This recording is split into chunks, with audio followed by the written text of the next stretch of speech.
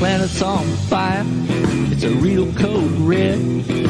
Got us by the balls, we're being slowly bled. All the swollen puppet head propagandized.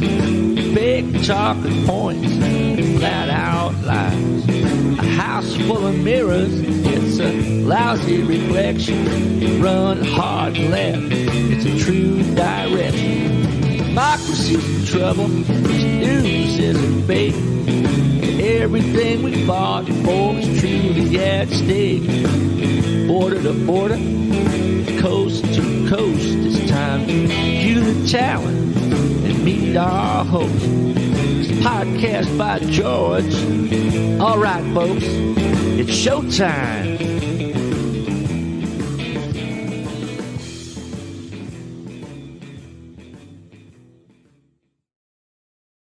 Oh, hi, how are you? Welcome on into another podcast by George. Thank you, Bob Pace, for that outstanding introduction. I love that piece, and it shows Lee Camp on it, and that's who we've got coming on the show today. Man, I am tickled to death. As I mentioned in the show last night when we had Desharm Jones on, I'm in the midst of my official anniversary month for Podcast by George. 5 years I've been doing this, so I'm calling on some people that I really like. A lot of times I put things on that I feel need to be on, but I'm doing things this month that I want to be on, and I want to have Lee Camp on here. I hope you saw the promo here. Let me bring this up on screen because this, kind of gets to it. This is what we're going to be talking about today. Lee Camp, always left, always right. What? Lee Camp, right? Right as in correct, folks. And let me do his introduction here. A lot of people say he doesn't need an introduction, but hell, I like doing them, so I'm going to read this. Lee Camp is an American comedian, writer, podcaster, news journalist, and news commentator. As a television host, he presented the show Redacted Tonight for 8 years on the Russian state-funded network RT America until it was canceled due to U.S. sanctions. It was the only anti-war, anti-corporate comedy show on American television. Kaput. In the same week, his podcast, Moment of Clarity, was removed from Spotify, making him, I think, the most censored American. Now, he's not as censored as Julian Assange, folks, but Julian Assange ain't an American. And that's the point. That's a little bit of what we're going to talk about if we can get to it today, because I got a ton of stuff to talk about with Lee. He now does a podcast with his beautiful and talented wife, Eleanor Goldfield, common censored on iTunes, Spotify, and everywhere podcasts are heard. On YouTube, Lee Camp now has a new show called Dangerous Ideas with Lee Camp. He's on Substack. I get all of his stuff on leecamp.locals.com, where I throw him a few bucks, and you can too, to try to always heed his call to keep fighting. My God, I love Lee Camp. Let's click a button here and bring him in here and say good morning. And it is still morning out there where he's at. Good morning to Lee Camp. Hi, Lee. It's an honor. Thanks for having me. Congrats on 5 years. That's no small accomplishment. Yeah, the way that I put it to people is, I came out of corporate America, Lee. I was trying to make enough money, get to retirement early, actually. And I came out of retirement. I kept my head down in the business world because my owners, like most owners, they're all right-wing Republicans. Man, I wasn't talking or even looking at politics if I wanted to keep my job. And I came out on the other side here and looked around and where's the American left? Where are the people that I remember from my youth? I mean, I'm looking at mainstream media, including MSNBC and CNN and places like that. What the hell? These people are Republicans. This shit is right wing. Where's the left wing? Well, it was nowhere to be seen. And I said to myself, well, I'm going to do a podcast. I'm going to do a show. I'm going to jump in here and try to contribute what little I can to this ragtag patchwork quilt of left-wing media. And now here we are 5 years later. Yeah, the American left is nearly non-existent. Although if you watch Fox News or something, apparently left-wing socialists have taken over the entire government and every government across the United States. We just can't seem to find them. But yeah, they run everything. I'm going to start this show with this book that I really like. Because I mentioned he's a writer, he's an author. This is Bullet Points and Punchlines. Get this book, folks, because I don't know why it should still be a bestseller. I don't know if it's on any list right now, but if you want bullet points, if you want to easily referenced issues of today that are sourced, that are facts, get this book. You can thumb through this thing and you can find little passages like this, which I read all the time. I really like to read this now. I don't have my reading glasses. So it says, Lee Camp says, I don't just mean there should be a report every couple of hours about climate change or bloviating bullhorns of mainstream news. I don't mean once a day should mention to a friend that Al Gore seems vaguely douchey, but probably has a point. I mean, climate change should be all we're thinking about. It should be a major factor in every conversation, every job, every TV show, every humor column, every tweet, every clever t-shirt slogan, and every fortune cookie message. Climate change should be everything. And I'm going to use that to take us to our first story, because what is it about? It's the news of the day. This just came out. And on first note, I looked at this, Lee, and I thought, this is great. Biden uses executive power to create a New Deal style American Climate Corps. So I read into this. This is from the Associated Press, so you got to take that in context. Washington AP Dateline. And it reads, after being thwarted by Congress. Wait, full stop. I highlighted this because, Lee, I know you've talked about this on your show a lot. Joe Biden, despite being the guy that on the Democratic side most responsible maybe for the Iraq war that put 100,000 innocent civilians in the ground, which I argued vociferously against electing him because of that. But they now say closer to 1 million, but yeah. Yeah. And then you did a piece where if you extend it out over the region and around the world, it's multiples of million, right? It's the Brown University Cost of War found that 6 million people have been killed by our global war on terror since 2001. So 6 million. Yeah. And he's thwarted by Congress. The people that supported him, Lee, said, well, one reason to elect this guy is he's got a 30, 40-year career, something like that in Congress. He's the Sultan of the Senate. Man, this guy can get into the White House and he can really get things done because he knows how to make things work in Congress. Instead, he's one of the most thwarted presidents in the history. Joe Manchin owns his ass in the U.S. Senate. This is part of the theatrics. It's part of the game they play, that apparently the Democrats can just never get anything done. They can just never seem to get something through. Oh, man, they really want to help you. They really care about American workers. They really care about climate crisis. They really care about creating peace around the world and all these other things. They just can't seem to get any of it through. Meanwhile, how much did Donald Trump do actually approved by? Because we're told by the liberal media and portions of the media are definitely liberal. It's not all liberal, but we're told by the liberal media that Donald Trump did all this awful, crazy stuff. And he did. But how much of that was actually through Congress? The only thing I can even remember him getting through Congress was his horrid tax break cut, for corporations and the wealthiest Americans that was signed off on by both Democrats and Republicans. So most of his horror show had nothing to do with Congress. He used every trick in the book to do it outside of Congress. So Biden could be doing those things. There are many executive actions he could be taking without even going to Congress. But instead, the Democrats like to say, oh, we tried so hard, but Congress stopped us. We wanted to give you $15 an hour, but the parliamentarian stopped us. No one had even heard of the parliamentarian. It didn't exist until they made it up a few years ago.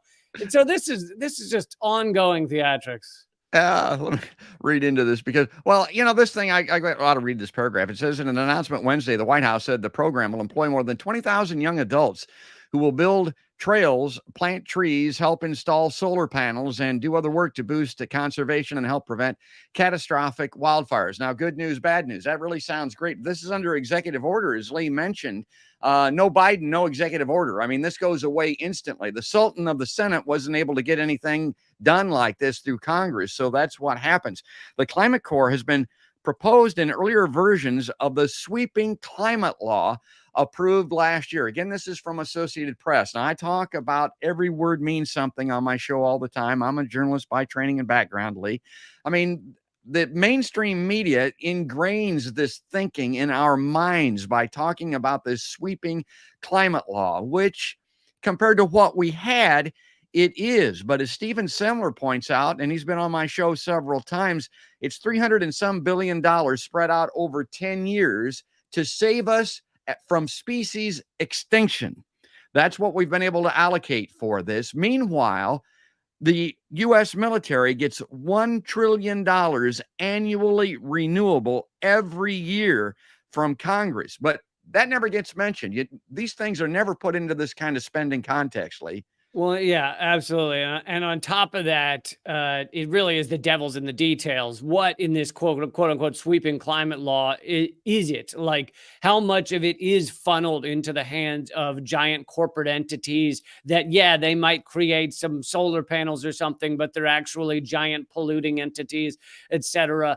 And so you really have to, the devil really is in the details. And you can't, even if it were the best climate law in the world, even though it's underfunded, even if it were the best in the world, you can't do that while simultaneously pumping fossil fuels, while simultaneously giving subsidies to big oil companies at a tremendous rate. I mean, Biden is beating Trump on this level in many regards, trying to open up the Arctic. He just leased a massive swath of the Gulf of Mexico to oil drilling. We saw how well that went with the Deepwater Horizon, the Willow Project, so many, the MVP pipeline, Mountain Valley Pipeline. It just horrific levels of more fossil fuels careening into the worst climate crisis that anyone could ever imagine. And that's while these articles are saying, oh, look, Joe Biden's doing so much for the climate. Bull. You can't do that while pumping fossil fuels. Obama bragged, and now Biden's following in his footsteps. Obama bragged about laying more oil pipeline than any president before him, enough to encircle the globe 3 times. He proudly said he made the U.S. an energy exporter, which means we have so much oil, we don't even need it all, and we're sending it overseas. And of course, none of this, and almost nobody in our mainstream, well, definitely no one in our mainstream media, but almost no one even in independent media gets to the true heart of this, which is that the reason the U.S. can print as much money as we want and still have it mean anything is due to the petrodollar. The fact that most oil still, even with what's going on, still most oil in the world is bought and sold in dollars. That makes the dollar strong. It makes it the global reserve currency. And so the dollar remains somewhat strong, or rather strong. So petrodollar, it has petro in the name. It's in the goddamn name. So the U.S. empire will do anything it can to make sure that oil keeps pumping and that it keeps being bought and sold in dollars. And until you stop that, you will not stop climate crisis. So we are careening towards this. Millions of refugees already, the millions of lives destroyed already, billions upon billions upon billions of dollars of disaster just this year. And this president's doing the equivalent of nothing. I don't care about some stupid Band-Aid where he's going to train some youngins to plant some trees. It's not enough. It's not enough. No, it isn't enough. And you talk about that petrodollar. It's a murderous laundromat is what it is, because they use those U.S. dollars. Guess what they're used for? To buy weapons. I mean, that's what it's all. It's oil and weapons. And that's what we are. That's who we are as a nation. And it's often forgotten. You want an example of where this money goes? And this just came out a couple of weeks ago by ProPublica. The $100 billion spent on the Navy's, it's called the Littoral Combat Ship, Littorl, Littoral or something, which means by the shore. But the Littoral Combat Ship that's over 20 years turned out to be not combat worthy and barely a ship. So the Littoral Combat Ship is really literally not a combat ship. And they spent $100 billion on it, and now they're dumping it. Ultimately, only 35 or something were made. It's just insane the amount of money dumped into these things. Yeah, let me get back to this because I'm trying to get these comments up. Man, we got a lot of people. Everybody loves Lee Camp. It's hard for me to get these up on screen. Let me click back here to bring me back on, because what I wanted to talk about here, and you covered this briefly. I mean, let's say you don't understand MMT or the petrodollar or that anything. This is this argument that is disgusting. Republicans concerned about the cost. I mean, this will come up on the Democratic side as well. Lee, the national debt right now, I think, stands at $33 trillion. And again, I cite this book all the time. I learned in your book that $1,000, I say this to people get sick of it on my show, I think, $1 trillion is a stack of $1,000 bills, if they printed them, which they don't, 67 miles high. I mean, that's from where I'm at to northern Iowa almost. My God, it's incredible. But the point is, cost should never be a reason not to do something from keeping us from becoming extinct, as an example. You can't quantify it. You can't count it. It ain't real. It's just a way to control us, I believe.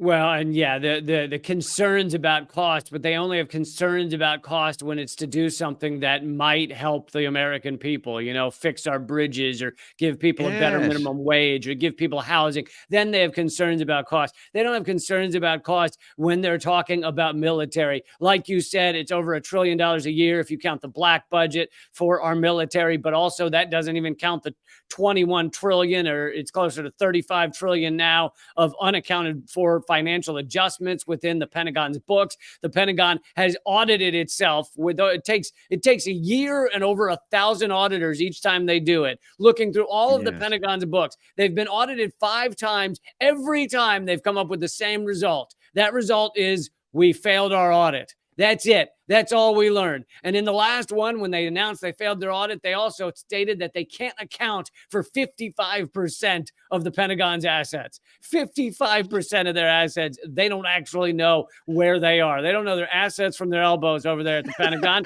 And yet everybody is worried about cost when it comes to dealing with climate crisis or feeding people, but they never care about cost when it's millions, billions, and trillions of dollars dumped in to military and war. And not only does it go to killing, we talked about the 6 million dead from the global war on terror.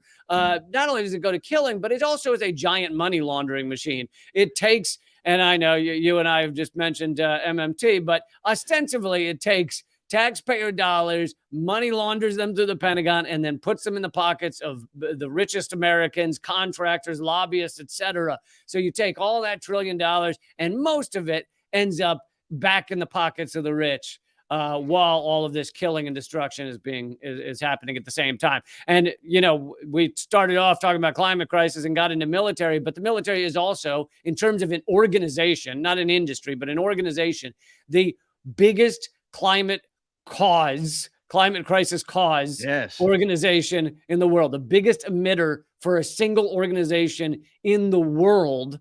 And so you can't talk about military without also talking about climate crisis. But of course, your mainstream media will never make that connection.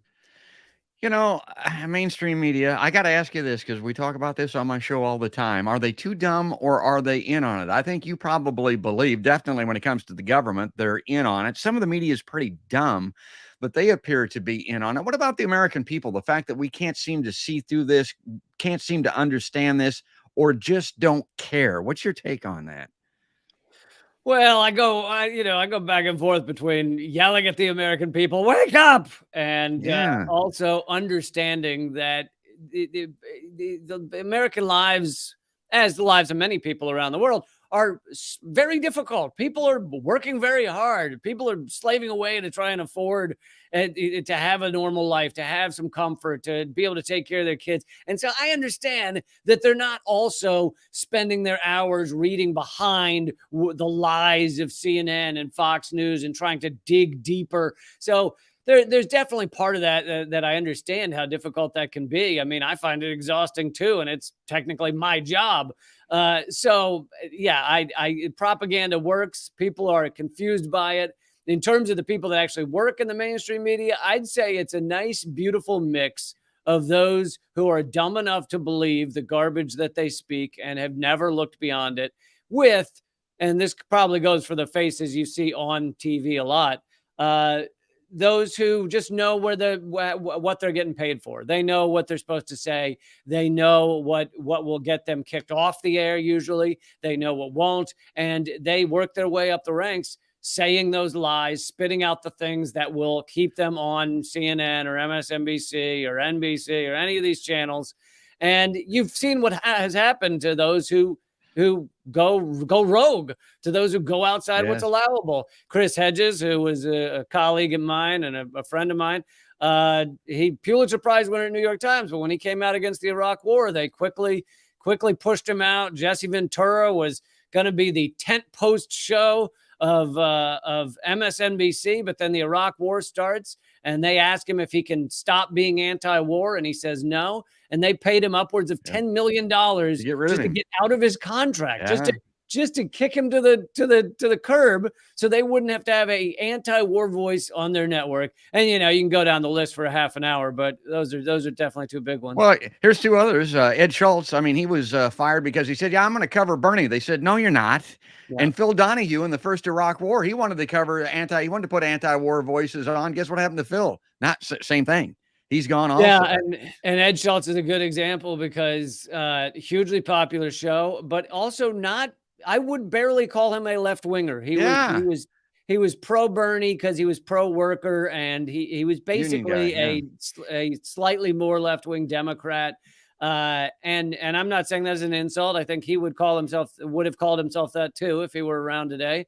And that's all you have to be to get kicked out of these networks. Just slightly more left wing than the average Democrat in Congress, which is a right winger. That is a pro corporate, pro war, pro environmental destruction right winger. If you are a Democrat or Republican in Congress, almost without exception. I'm going to play this clip now. Regular viewers of my show have seen this a few times, but I love this. This is from the movie Casino, Lee. This is Robert De Niro talking to his slot machine manager on the floor of the casino after 3 jackpots are hit. And he's talking to this guy. This is me and you and Robert De Niro talking to the media. Watch this. Listen, if you didn't know you're being scammed, you're too fucking dumb to keep this job. If you did know you were in on it, either way, you're out. Get out. Go on. Let's go. So that's what I would like to tell those people. If you didn't know this was a scam, then you're an idiot. If you did know, then you're in on it. Yes, and in either event, you cannot work here. You can't continue to do this. And the litmus test for that on all of these major networks and politicians and stuff for me in modern history is that Iraq War that we talked about earlier. I mean, if you promoted and supported that, Antony Blinken, as an example, our chief diplomat, the head of the U.S. State Department, you can't work here. You can't do that. Yet these people continue to get elevated, promoted, and elected in the instance of Joe Biden. And that's why I was so negative about Joe Biden. I bought into that Donald Trump, worst of two evils thing the first time around, but I ain't buying that this time around. I mean, this guy, Biden, is as advertised. I tell people to believe the racing form of history. They said he was a warmonger. They said when he gets in, the world will be at war. And look at what's happened as advertised, Lee. Yeah, he also said when I think he didn't know that it was going to come out, he said when he gave a wealthy fundraiser, nothing basically is going to change. And man, has he lived up to that. It's all the same garbage. To go back to your thing about the WD and Iraq and the media, of course, you never get an apology when they ultimately admit these things that many of us were saying from day one. But on top of that, just the other day, Anderson Cooper had Cornel West on, and he's castigating him because, how dare you run as a third-party candidate? And one of the things, and Cornel West brings up the hundreds of thousands that have died in Iraq, and Anderson Cooper's response is, "I know." He goes, "I was there." Anderson Cooper I was there. And I'm like, yeah, you were there manufacturing consent for that war. You shouldn't proudly say I was there. You were there doing the bidding, licking the boots of the corporate empire to make sure people approved of the Iraq War. Anderson Cooper was saying I was there as if he was there trying to stop it. It's amazing that they can still say those things and get away with it. Now, I want to put, we get these comments coming in, and most of them, they all love Lee, but I want to put the questions up particularly. I don't know. My response to this on Twitter was, this is too deep in the weeds for me to be arguing about these campaign managers and stuff. I just had Dr. West on last week. I mean, I really like this guy, but what do you think of this appointment of Dow? Yeah. So Maple Mary there is asking what I think of Peter Dow taking over as Cornel West campaign manager. And For those who don't know, Dow was a huge Democratic campaign manager and insider until he switched and became what appears to be on Twitter, essentially a leftist, very anti-Democrat and Republican. And so, I've agreed with everything the guy has said, I think, over the past, I don't know how many years, basically since the last election or before that. And so he's done a lot of good work. But my point would be that, and so some people are saying, well, once a Democrat, always a Democrat. And so they're upset that Cornel West has chosen him as a campaign manager. But my view would just be, let's see what Cornel West does. If it feels like he's shifting or changing because he has a new campaign manager, then you can be upset with that. But to just throw this, just say, oh, well, clearly this is a joke because this guy used to be a Democrat. I don't know. To me, it's too much of a purity test. The other thing, here's the thing. I endorse Cornel West? I endorse Cornel West. I endorse Claudia de la Cruz, who's running in the PSL for president in the PSL party. I endorse a lot of third-party candidates who are willing to shift the debate.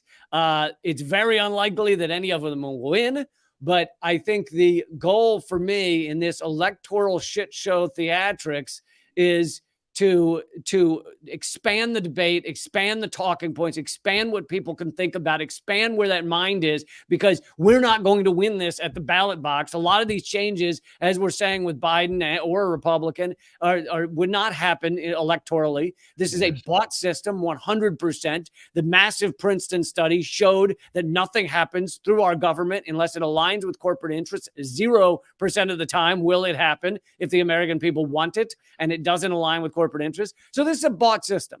And in a bought system, I believe that these third-party candidates, Cornel West, Claudia de la Cruz, in the past, people like Jill Stein, can broaden the debate, make people think, and we need a revolution of the mind. So I'm endorsing all of them in hope of the revolution of the mind. And in fact, I am the campaign manager for another third-party candidate. It's a rock I found in my yard. I'm running for president because I think it could do a better job than Joe Biden, a better job than Donald Trump, a better job than any of these corrupt politicians. I think we need a rock literally sitting on the Oval Office desk, and there would be so much more peace in this world, so much more just security, and we could work towards sustainability. And the website for that is yardrock2024. Yardrock 2024. That's great, man. This is why I love Lee Camp. I mean, I'm really having fun here. Now, before we leave the issue of Cornel West, I told him during the interview, Lee, I said, we live in a 2020 world. 20 minutes, we could be dead accidentally or on purpose from a nuclear strike. That's a fact. 20 years or less, I think we're going to be facing extinction because of the climate. He says, man, I like that. He says, that 2020 thing. He says, that's really good. I said, well, you can use that. That's an original. I go ahead and throw that out there on the campaign trail.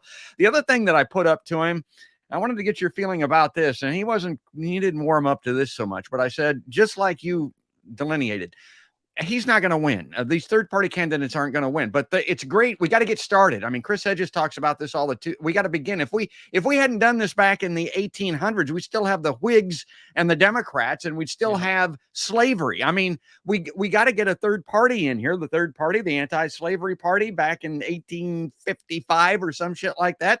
Yeah, that was the Republicans, believe it or not. We got to get a third party going. We got to get it supported. And so that's why I like it. But the other thing I ran by Dr. West was this, what I call that coined as a get one strategy. And you've probably heard this before, but go ahead and run your candidacy, get the Green Party nomination, go right up and tell the general, Dr. West. And then when panic sets in with the Democrats because they think some serendipity may be going on, or because maybe he's going to win legit, Donald Trump is sitting at the doorstep and everybody is freaking out. Tell the Democrats that you will drop out, maybe not endorse anybody, but you're just going to release your supporters, followers, and delegates if you have any. And you'll do that in exchange for leading a peace negotiation to Ukraine, which we ain't got. Maybe legalize marijuana, which we ain't got. Maybe freeing Julian Assange, which we don't have. We've never won any of these things, including emergency declarations and help for the people in East Palestine and Maui and that type of thing. These executive actions that can be done that don't need congressional approval. And the idea behind that is get one thing. In my lifetime almost, we haven't won anything. Get these bastards to do one thing in exchange for this Trump freak out that's coming in November 2024. What do you think of that strategy? Well, I like the idea of having leverage, and you definitely would have some leverage. But a few things. One is you obviously could not talk about it beforehand, because then everyone would know you were planning on dropping out the whole time you're running. So it would not be like that, like something you could run on. But then the other thing that I think might complicate it is if the Democrats aren't I'm talking about the ones in DNC, federal Democrats. If they're not idiots, they actually do know that when you actually look at who votes for those third party, who voted for Jill Stein, you've got about a third who would have said they would have voted for Hillary. You got about a third who say they would have voted for Trump if Jill Stein hadn't been in the race. And then you got about a third who say they weren't going to vote at all. So the truth is, Jill Stein did not sway the election. And that will probably be the case in the next time around, that the people who vote for, say, the Green Party, it's usually a third might have, held their nose and voted for either Hillary or Trump or Biden or Trump or whatever. And then the final third wouldn't have voted at all. So it doesn't actually, shift the election. But many Democrats love to put forward that talking point that, oh, you're going to vote Green, well, you're going to give it to the Republicans. But that's not how it works. I also saw some data that showed that even Bernie, with his massive following and huge support, his people fell in line and voted for Hillary. That wasn't the determining factor in Trump winning in 2016. It wasn't even Bernie's people, let alone Jill Stein. Bernie's a Democrat, and his supporters voted Democrat. People have asked me what's going to happen here with the Iowa caucuses. Well, the Democrats in Iowa are going to do what the DNC wants. They're Democrats, folks. I mean, that's what's going to happen with the Iowa caucuses. Let me get to this because time is going by so fast with Lee. This is something else that I found out about actually on Lee's show. And this is more than the quiet part out loud. If we don't get anything else on the show, I wanted to have Lee talk about this because we've been propagandized, bullshitted up to our eyeballs on the reason for the Ukraine war. The media would have us believe that it's this nut Putin, and he is a nut, and it is criminal what he did and that type of thing. But he's on a march through, hell, I don't know, Europe or Asia or that part of the hemisphere and that globe anyway to take over the world. And Ukraine's just a small part of it.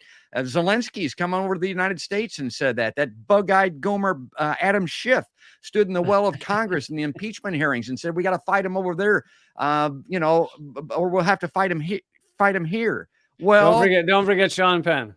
Yeah, Sean Penn, I'm going to bring him up too. But anyway, this is from Caitlin Johnstone, and she's citing opening remarks at the North Atlantic Treaty Organization meeting. This is from the NATO chief himself. And what he's saying here, I'll just read this very quickly and I'll turn it over to Lee. Well, you have to remember the background. This guy from NATO says the background was that President Putin declared in the autumn of 2021 and actually sent a draft treaty that they wanted NATO to sign to promise no more NATO enlargement.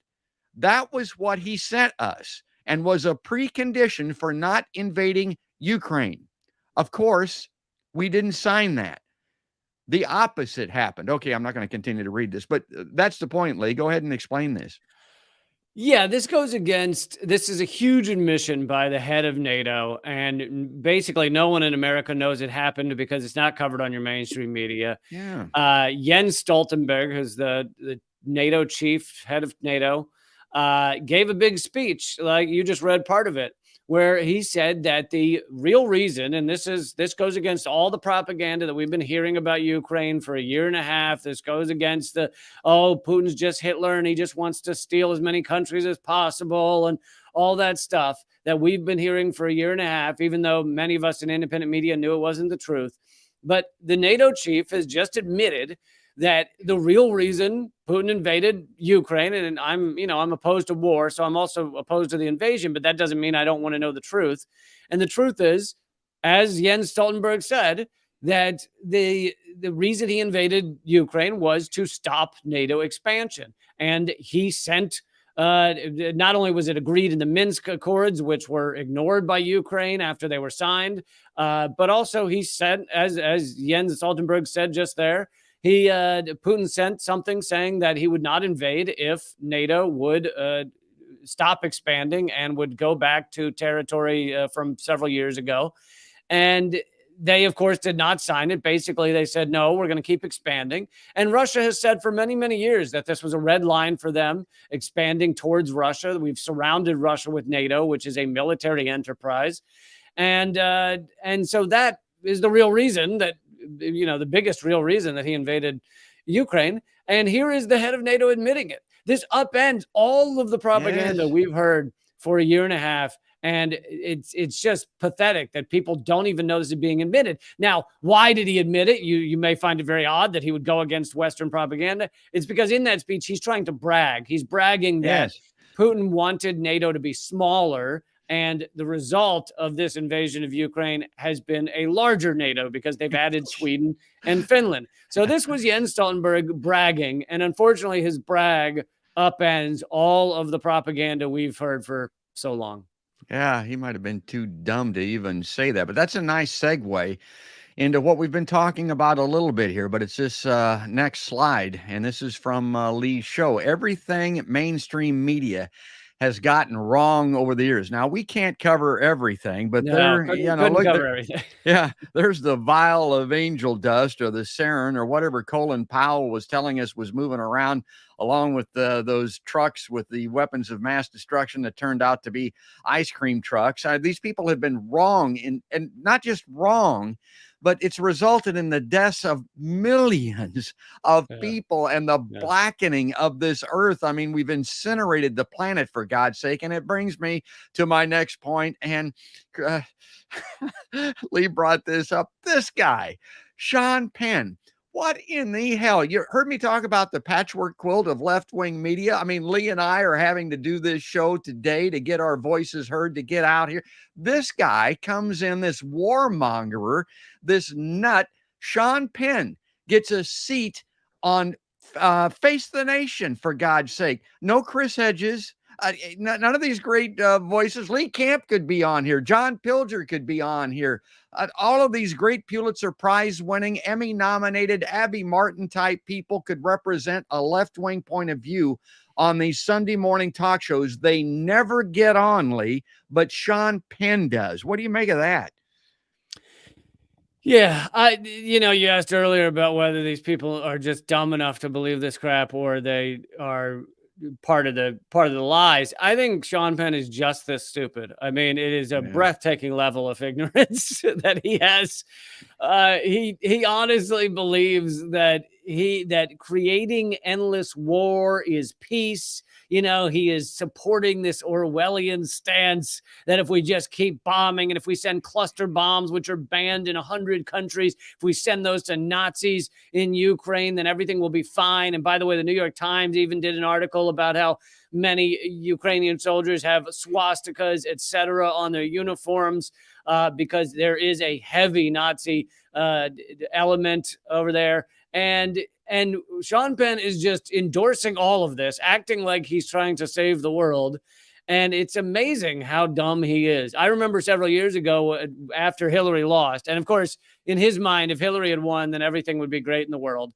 And years ago, after Hillary had lost, he said, I contacted the Hillary Clinton campaign. And before the election, I told her when she was going to pick her vice president that all she needed to do was pick John Kasich as her vice president, and she would have won. So this idiot thinks that the only thing missing from Hillary's campaign was a Republican as vice president.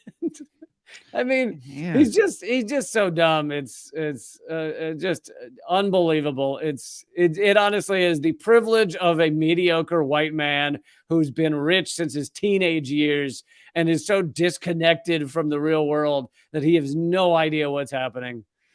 I could an entire laundry list of Pulitzer Prize-winning journalists who should have a seat at the table in these discussions, and they could sway minds, I think, but they don't get that seat. Seymour Well, Hersh would be another yeah, perfect example.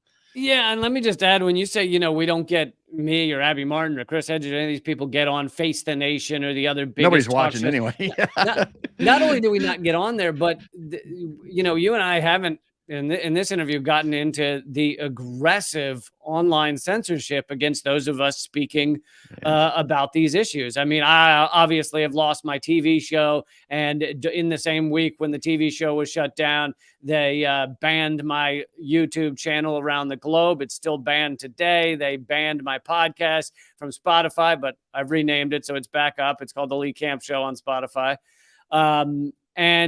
And they just, and the shadow banning. I mean, my Facebook has been shadow banned with 330,000 followers, been shadow banned since 2016. It's shown to very few people. And so it's just aggressive censorship and suppression. So it's not even just that we can't get on the mainstream media. It's that we're dangerous even on YouTube. I mean, the amount of effort they have to go to try and shut all of us up who even begin to speak the truth is really impressive, because there was a golden window there from about 2006 when computers and internet were free and fast in just about every home, to about 2016 when Bernie almost won the primary, even though it was rigged. He almost won it even in the rigging. He almost won it. And after that point, they shut it all down. They shadow banned, deleted. There were 800, this is several years ago now, 800 Facebook pages deleted on one day. And it was all things like Free Thought Project, antiwar.com, all these pro-peace, anti-surveillance type of organizations, just Facebook pages deleted. Yeah, we're just about out of time here. I have to be respectful of Lee's time. He's great to come on the show here and help me celebrate my 5th anniversary. I mentioned those little things that I coined earlier. Maybe you've heard this before, but this is from Mary Knox. This is great. I'm going to use this. She says, one of my friends always says bombing for peace is like fucking for virginity. That's a classic. That's great. We'll hit this one here before we get off very quickly, because this dovetails with what you're talking about. This is from Mediaite, and this is showing the media, and this is part of the propaganda, and maybe it's more than that. Maybe this is an accurate mirror of who we are and how we think and how we see things. And it's very small here. You won't be able to see it, but the arrows here are showing Lee Camp on the left with the Revolutionary Blackout Network, and TYT is over there. I don't know why exactly, but then over on the right, and not that far off, and what an insult. Alex Jones is over here, and they're trying to show the range of media in America. What do you make of this, Lee? This is a garbage chart put out by Mediaite and another organization.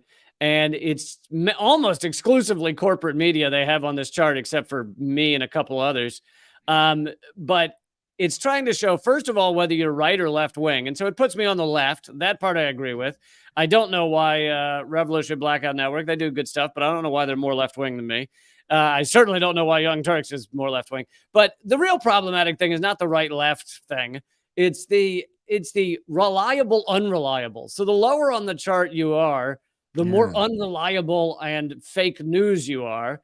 And they have me very low on this chart. Meanwhile, they have all the propaganda outlets that have fallen for every last lie that has been upended and proven wrong and debunked over the past 20 years. Those are the reliable networks. Places like CNN, Fox News, MSNBC, those are all given a good reliability rating, even though they fell for WMD and Russiagate and the Cuban acoustic gun attacks and every bullshit story that has ever come out has been pumped out of these outlets. And I have not fallen for any of them, but I get put as the unreliable one or the mistruthful one on this chart. And so this is just more, propaganda trying to get people to stop watching us, stop listening. I mean, even my email list nowadays, Google puts a thing at the top of the emails, my newsletters, that says this appears to be spam or phishing. So be forewarned. This email is dangerous. Yeah, and what is dangerous, to Lee's point, what he was talking about, these falsehoods that have been promulgated by the mainstream media, my God, it's resulted in the deaths of millions of people. And he ran down that list. Think about those Russian bounties. Think about the babies thrown out of the incubators that led up to the first Gulf War, as an example. All that stuff is false. It's not true. The weapons of mass destruction in Iraq first and foremost. And yet we go back to these people, and that arrow that I've got on the screen there, that's Rachel Maddow sticking out over there. I mean, she bought into all that shit, including Russiagate and all of that. She has never apologized for every debunked story from Russiagate that she spit out over 4 years. My God. Well, we got to go. I got to, again, Lee's got other things to do today. Let me click this off here and bring that up. I want to end here, Lee, just by giving you the last word because you deserve it. I'm a huge fan. I love this. And I'm going to put up some URLs and let me see this one thing here about the, where is that? Let me find that. I will find it. Has to do with your show. Where are you? Oh, I know you're the comedy show. There it is. All right. Let me. Yeah. These are some of the topics I'm covering in my next live Zoom comedy show. So I did for 25 years. I've been a stand-up comic, but a combination of the pandemic and other reasons, I have barely done any touring. So I wanted to do live comedy, but I wanted to be able to do it to, around the world, to anybody who wants to attend. So these are live Zoom comedy shows. My next one's October 14th. And it's a full hour of brand new live stand-up comedy performed for anybody for $5 who wants to attend. And they're all at all those tickets and everything. And the info is at leecamp.simpletix. That's TIX.com. But all my other stuff is on Twitter at Lee Camp, and leecamp.net is my locals page where you can support my show. I also am I live stream 4 days a week. So I am busy in the live streaming front. I live stream 4 days a week. It's all at rumble.com/LeeCamp. So. Yeah, he's not only the most censored man or comedian in America, he's also one of the busiest. So we got to let him go. Lee Camp, thanks again for helping me celebrate the 5-year anniversary of my show, and good luck on everything you do, man. And I love to say, 5 years and keep speaking the truth. Well, you keep fighting. I mean, that's a Lee Camp original. That's his phrase. And I try to bear that in mind with everything that I do on this show. Lee, thanks again for coming on the LiveLine.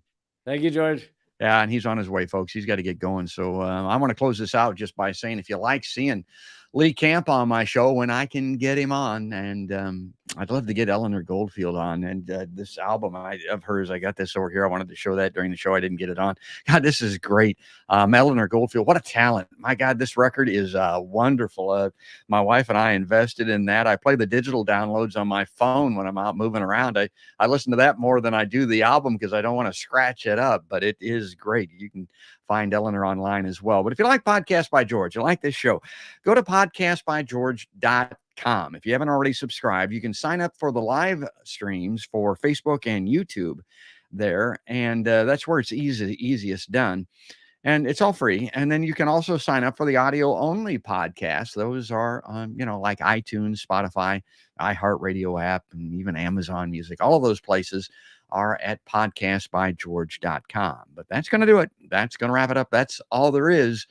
And there ain't no more. That's another podcast by George.